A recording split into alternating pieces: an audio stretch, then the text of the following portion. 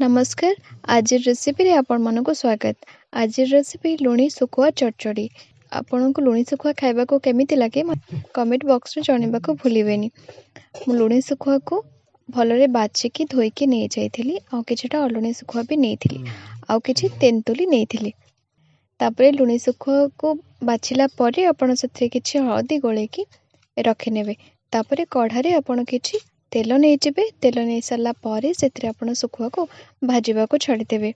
गोटे पट सुखुआ हो सारा पर आपण आर पट को उल्टे देवे सुखुआ को भाजवाई। तापर सुखुआ भाजवा पर मसला प्रस्तुत करके रखिथे। आज मसला मु जीरा सोरिष लंका और रसुण नहीं। तापर आपण भिजेकी रखिथिबा तेंतुली पानी को से मसला रे पकेदेवे।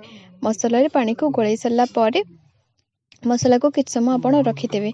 तापर सुखुआ हो सारा पर आपण मसला को से कढ़ारे ढाई देवे। एथिरे मसला कषिबेनी जेहेतु आम चटचटी करुचे तो मसला को सेठी फुटिबा को देवे।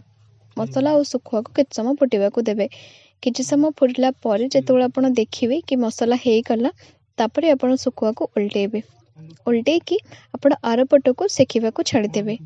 सुखुआ भलरे हे सारा पर आपण ताको काढी नेबे। एठी क्षमा करिवे जेहेतु मो कढ़ा पतला थिला तो टिके साइड रो लागिगला किंतु आपण जेतेबेले प्रस्तुत करिवे टिके देखिके करिवे। सुखुआ को भांगिबा को देबेनी।